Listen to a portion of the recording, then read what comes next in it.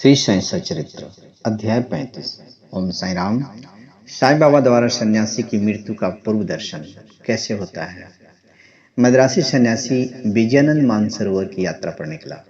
मार्ग में बाबा की कृति सुनकर वो शिरडी आया, जहां उसकी भेंट हरिद्वार के स्वामी सोमदेव से हुई और इनसे उसने मानसरोवर की यात्रा के संबंध में पूछा।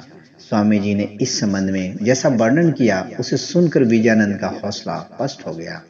उसने यात्रा करने का विचार त्याग कर मस्जिद में जाकर बाबा के श्री चरणों का स्पर्श किया। बाबा क्रोधित होकर बोले कि इस निकम्मे सन्यासी को निकालो यहाँ से। सन्यासी के बाबा ने स्वभाव से पूर्णतः अपरिचित था, लेकिन उससे बड़ी निराशा हुई, परंतु वहां जो कुछ भी गतिविधियां चल रही थी उन्हें वहां बैठे बैठे ही देखता रहा।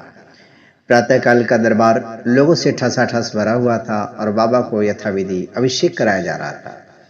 कोई पाद प्रार्थना कर रहा था, तो कोई चरणों को छूकर, कोई तीर्थ स्पर्श से उन्हें नेत्र तृप्त कर रहा था। कुछ लोग उन्हें चंदन का लेप लगा रहे थे, तो कोई उनके शरीर पर इत्र ही मल रहा था। कुछ लोग तो जाति पाति का भेदभाव भुलाकर सब भक्ति का काज कर रहे थे। यद्यपि बाबा उस पर क्रोधित हो गए थे, तो भी सन्यासी के हृदय में उसके प्रति बड़ा प्रेम भाव उत्पन्न हो गया था। उसे यह स्थान छोड़ने की इच्छा भी नहीं होती थी।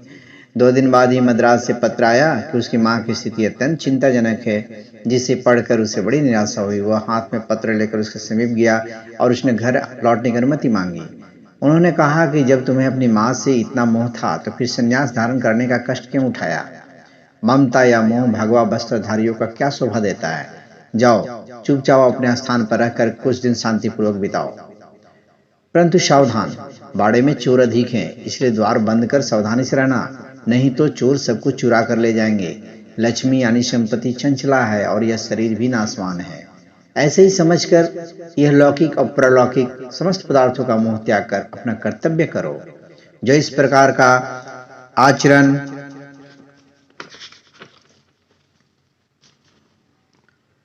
का श्री हरि के शरणागत हो जाता है, उसका सब कष्टों से शीघ्र छुटकारा होकर उसे परमानंद की प्राप्ति हो जाती है। ओम साई।